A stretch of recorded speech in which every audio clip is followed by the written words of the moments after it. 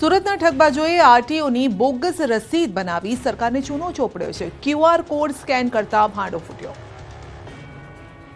QR code scan કર્યો અને આરટીઓની bogus રસીદનો ફૂટી ગયો ભાંડો।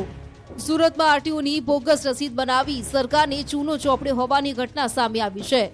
સુરતમાં ટ્રાફિક પોલીસે ઝડપેલા વાહનો 3 યુવાનો 1 વર્ષથી બોગસ રસીદ બતાવીને છોડાવી જતા હતા। જો કે આરટીઓમાં ભરવામાં આવેલા દંડની રસીદનો ક્યુઆર કોડ સ્કેન કરતા ભાંડો ફૂટ્યો હતો। આ મામલે ટ્રાફિક જવાન દ્વારા સરથાણા પોલીસ મથકમાં 3 ઇસમો સામે ફરિયાદ નોંધાવવામાં આવી છે। પૈસા બચાવવા માટે કુલ 29 વાહન ચાલકોએ નકલી રસીદ મેળવી હતી। પોતાના અંગત આર્થિક ફાયદા માટે સુરત આરટીઓ કચેરીના અધિકારીની બોગસ સહી સિક્કાવાળી રસીદો બનાવી તેનો સાચા તરીકે ઉપયોગ કરી સરકારી તિજોરીને 2.38 લાખનું નુકસાન પહોંચાડ્યું હતું। સરથાણા ટ્રાફિક ગોડાઉન પરથી વાહનો છોડાવી લેવાનું રેકેટ ચાલતું હતું। ટ્રાફિક પોલીસે છેલ્લા 1 વર્ષની આરટીઓ દંડની સ્લીપની તપાસ કરાવતા 29 રસીદ બોગસ નીકળી। કપાસ પકવતા ખેડૂતો માટે આનંદના સમાચાર। ફરી ખરીદી શરૂ। ટેકાના ભાવે કપાસનું વેચાણ કરતા ખેડૂતો માટે રાહતના સમાચાર આવ્યા। છેલ્લા 10 દિવસથી જેટલા કપાસની ખરીદી બંધ હતી તે ફરીથી શરૂ કરવામાં આવી।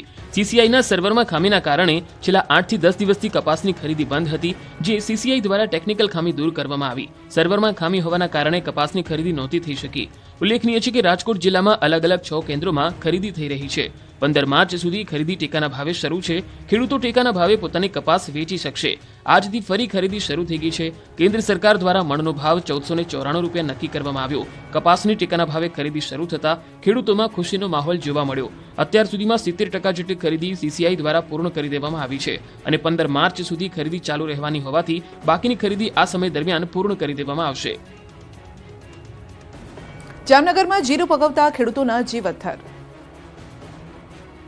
જામનગર પંથકમાં જીરું પકાવતા ખેડૂતોના જીવ અદ્ધર થઈ ગયા છે, કેમ કે જામનગર જિલ્લામાં જીરાનું મોટા પ્રમાણમાં વાવેતર થયું, પણ જ્યારે પાકની કમાણી લેવાનો વારો આવ્યો ત્યારે જ તેના પર પાણી ફરી વળ્યું। છેલ્લા ઘણા સમયથી વાતાવરણમાં આવતા પલટા અને ધુમ્મસથી જીરુના પાક પર ખતરો મંડરાયો છે। જામનગર જિલ્લામાં શિયાળુ સિઝન દરમિયાન વાવવામાં આવતો જીરાનો પાક નિષ્ફળ જવાની ભીતિ સેવાઈ રહી છે।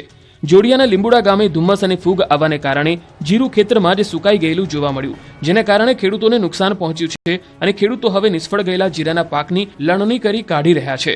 મોંઘાદાટ બિયારણ અને એનપીકે સહિતની દવા છંટકાવના વીઘે 5000ના ખર્ચા બાદ પણ ઉપજ ન આવતા ખેડૂતોમાં નિરાશા છે। હવે ખેડૂતોને માથે હાથ દઈ રોવાનો વારો આવ્યો છે। ગીર વિસ્તારમાં